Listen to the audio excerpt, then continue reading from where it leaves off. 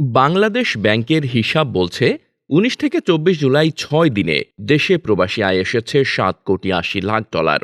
অথচ চলতি মাসের প্রথম ১৮ দিনে প্রতিদিন গড়ে প্রবাসী আয় এসেছে $৭,৯০,০০,০০০। অর্থাৎ ৬ দিনে আসা রেমিটেন্স একদিনের চেয়েও কম। সরকারি চাকরিতে কোটা সংস্কার দাবিতে শিক্ষার্থীদের আন্দোলন ঘিরে দেশ জুড়ে সহিংসতার জের এখনো কাটেনি। একের পর এক নিহত হওয়ার খবর, সরকারি স্থাপনায় ব্যাপক ভাঙচুর, অগ্নিসংযোগ, তারপর সারা দেশে কারফিউ জারি। উদ্ভূত পরিস্থিতিতে গত সপ্তাহে সাপ্তাহিক ছুটির সঙ্গে সাধারণ ছুটি ঘোষণা করা হয় আরও ৩ দিন। ফলে টানা ৫ দিন বন্ধ ছিল অফিস, আদালত ও ব্যাংক। এসবের ফলে দেশের অভ্যন্তরে কার্যত বন্ধ ছিল অর্থনৈতিক কার্যক্রম। ইন্টারনেট বন্ধ থাকায় ব্যাংকের এটিএম বুথ কিংবা অনলাইন লেনদেনও করতে পারেননি গ্রাহকরা।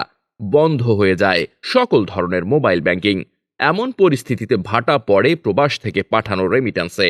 সহিংসতার সপ্তাহে উল্লেখযোগ্য পরিমাণে কমে গেছে রেমিটেন্স আসা। বাংলাদেশ ব্যাংকের হিসাব বলছে ১৯ থেকে ২৪ জুলাই ৬ দিনে দেশে প্রবাসী আয় এসেছে $৭,৮০,০০,০০০। অথচ চলতি মাসের প্রথম ১৮ দিনে প্রতিদিন গড়ে প্রবাসী আয় এসেছে $৭,৯০,০০,০০০। অর্থাৎ ৬ দিনে আসা রেমিটেন্স একদিনের চেয়েও কম। বাংলাদেশ ব্যাংকের প্রবাসী আয় সংক্রান্ত হালনাগাদ প্রতিবেদন থেকে এমন তথ্য পাওয়া গেছে। অবশ্য ১৯ থেকে ২৪ জুলাই ব্যাংকিং কার্যক্রম চলেছে মাত্র একদিন। ১৯ জুলাই শুক্রবার মধ্যরাত থেকে কারফিউ জারি করে প্রশাসন। এরপর মঙ্গলবার পর্যন্ত সাধারণ ছুটির সময় ব্যাংক বন্ধ রাখা হয়। ছিল না ইন্টারনেট সেবা, তাতে অনলাইন কার্যক্রম বন্ধ হয়ে যায়। ২৪ জুলাই বুধবার ব্যাংক চালু হয় আধা বেলার জন্য। ব্যাংক বন্ধ থাকায় ১৯ থেকে ২৩ তারিখ পর্যন্ত বৈধ পথে, অর্থাৎ ব্যাংকের মাধ্যমে প্রবাসী আয় আসা সম্ভব ছিল না।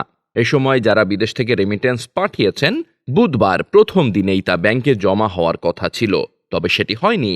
বাংলাদেশ ব্যাংকের কর্মকর্তারা জানান, যদি কেউ বিদেশ থেকে প্রবাসী আয় পাঠান, ব্যাংকগুলো তা ২৪ ঘন্টার মধ্যে পরিশোধ করতে বাধ্য।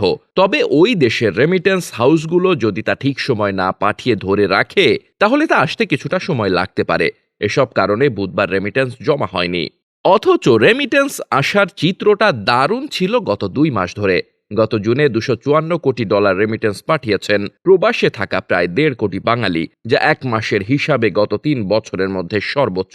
শুধু তাই নয়, তার আগের মাসে মেতে মোট প্রবাসী আয় আসে $২২৫ কোটি, যা সেই সময়ের হিসাবে ৪ বছরের মধ্যে সর্বোচ্চ ছিল। চলতি মাসের প্রথম ১৮ দিনে প্রবাসী আয় এসেছে $১৪২,২০,০০,০০০। সব মিলে জুলাইয়ের ২৪ দিনে প্রবাসী আয় যোগ হয়েছে $১৫০ কোটি।